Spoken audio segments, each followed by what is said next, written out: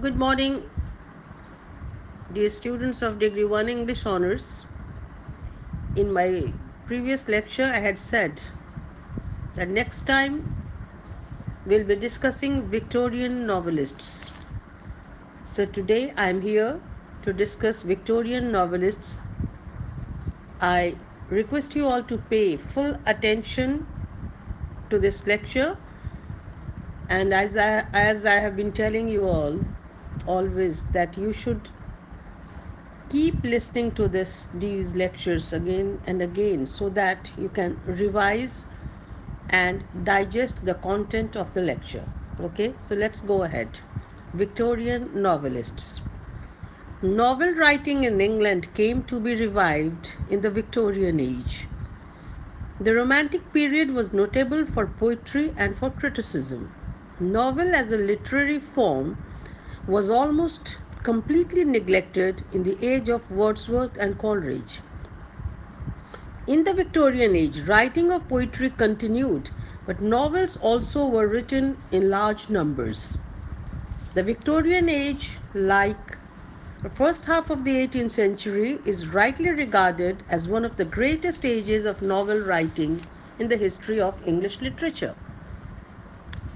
The most notable among the Victorian novelists was Charles Dickens. Dickens wrote a large number of novels which are read with pleasure and interest even today. Some of his important novels are Pickwick Papers, Our Mutual Friend, Bleak House, David Copperfield, Great Expectations, and Hard Times. Dickens, no doubt, is a great novelist, but his plot construction is rather faulty. It doesn't have a firm design. Dickens, however, was at his best in creating characters. Some of the characters he invented are almost immortal figures. Besides this, his sense of language was superb. His style covered an extraordinary range which would suit comic situations as well as tragic circumstances. Dickens was a sentimentalist. That is why in his novels we find plenty of emotionalism as also the element of melodrama. His novels are famous also because of the twin element of pathos and humor in them. Through them, he tried to convey the message of salvation to the world. It is for this reason that, in spite of all sufferings and miseries, he remained an optimist throughout his life. Now, after Dickens, let's see the next novelist. Thackeray is another important Victorian novelist who is always named along with Dickens, not because there are affinities between them, but because there is a fundamental kind of difference between them. Thackeray's novels are Vanity Fair, The Virginians, Henry Esmond, and The Newcomes.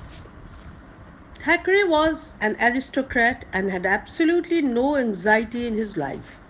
His stories are really powerful, but once again, like Dickens, he is not in a position to fashion out his plots well. His readings of characters are deep and effective. He has no moral solutions to offer to the world, but what he actually does in his novels is to project an image of life as he saw it. After Dickens and Thackeray, we come across a large number of novelists, namely Leighton, Charles Kingsley, A.W. Kingslake, Sir Richard Burton, George Borrow, Richard Jefferies, W. H. Hudson, Charles Reade, Benjamin Disraeli, Mrs. Gaskell, Collins, and the three Bronte sisters, Anne, Charlotte, and Emily.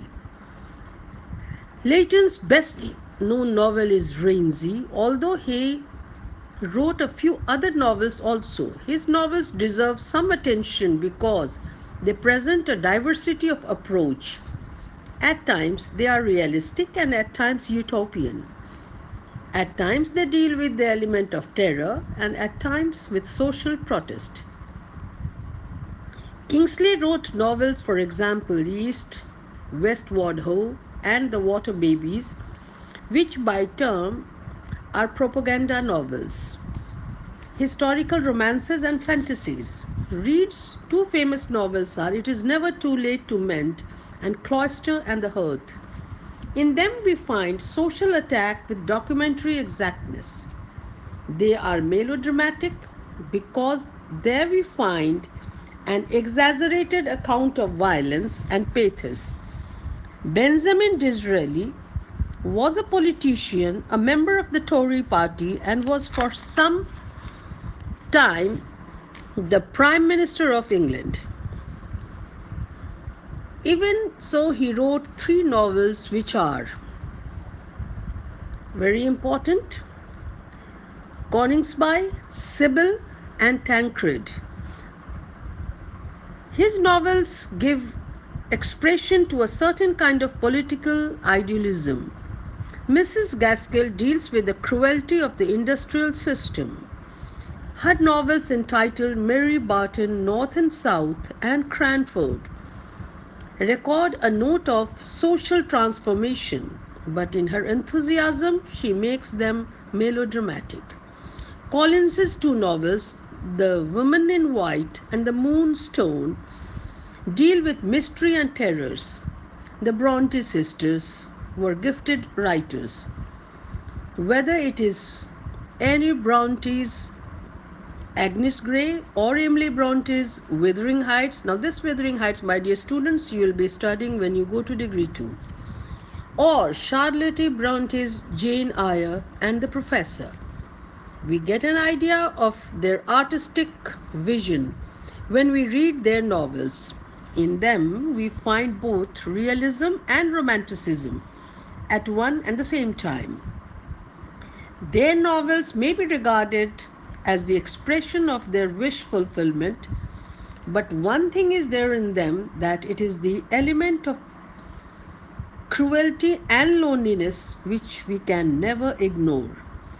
The other novelists belonging to this group write either about adventures or about folklore or about events from history. The novelists who deserve serious consideration next is George Eliot. Her famous novels are The Mill and on the Floss, Silas Marner, Middlemarch. George Eliot was a learned writer. She was deeply interested in religious, philosophical, and moral problems of her age. She was an intellectual, but her intellect had the ready support of her genius. She writes mainly on contemporary life and wants to create a kind of society where there is no discrimination, no conflict, and no tension. Her ideal society is a kind of society which should be based on human religion and not on bookish religion. Anthony Trollope also is an important Victorian novelist. His novels are The Warden, Barchester Towers, The Three Clerks, and Framley Personage. Are remarkable in the sense that in them we come across a kind of narrative which is unpretentious. George Meredith is another Victorian novelist who wrote a large number of novels, but the two novels for which he is remembered today are Harry Richmond and The Egoist. In his novels, he tries to depict the struggle of the human spirit. He always tries to explore the final shades of human sentiment. It is very natural that he is called the Victorian Richardson. Henry James occupies a very important place in the history of Victorian novels. Although by birth he was an American, he became a British citizen through domicile.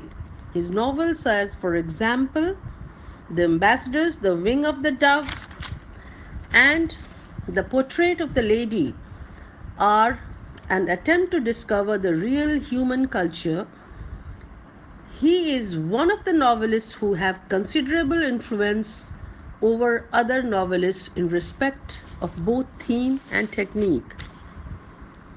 The other Victorian novelists who very well deserve our attention are Thomas Hardy, Samuel Butler, R.L. Stevenson, George Gissing, and Rudyard Kipling. Hardy is a widely known writer, and his novels, as for example The Return of the Native, The Mayor of the Casterbridge, Jude and Obscure, The Woodlanders, and Tess, are read over and over. His novels are architectural design, and at the same time, in them we find an interplay of characters also. Hardy's characters are mostly rustic people. In his novels, he talks of a certain kind of philosophy and says that people suffer because God or fate want them to undergo miseries. His novels contain both pathos and humor. Butler's novels are in fact satires, and what we find in them is nothing but intellectual rebellion. He challenges what we called the mass culture and artificial social values. His novels entitled The Way of All Flesh and Erehone are the novels of ideas. Stevenson's novels, whether it is Treasure Island, New Arabian Night, Kidnapped, or Dr. Jekyll and Mr. Hyde, are the novels of romantic mystery and suspense. Gissing was a novelist who believed in realism and who tried to root out social corruptions. However, in his novels called Demos, The Netherworld, and The New Grub Street, he offers no solutions. Kipling was an imperialist. His novels, namely The Light and Field and Kim, are based on Indian scenes. It was he who propagated the belief that India was only a land of magic, superstition, and snakes. At the turn of the 19th century, the Victorian age gave place to the Edwardian, which began with such novelists as Galsworthy, Bennett, and H.G. Wells. The Victorian age was remarkable both for quantity and quality in respect of novel writing. It is true to say that it was in the Victorian age that English novel writing could attain adulthood. My dear students, what we have done in this particular discussion, we have tried to name almost all the important novelists of Victorian era and their chief novels, their chief work. Their contribution you have seen, and now it is up to you to know the characteristics of Victorian age. You are to remember all the novelists and their important work. So, good luck, and please focus on this lecture again and again so that you can really digest the Victorian era where the novels also flourished. Thank you so much.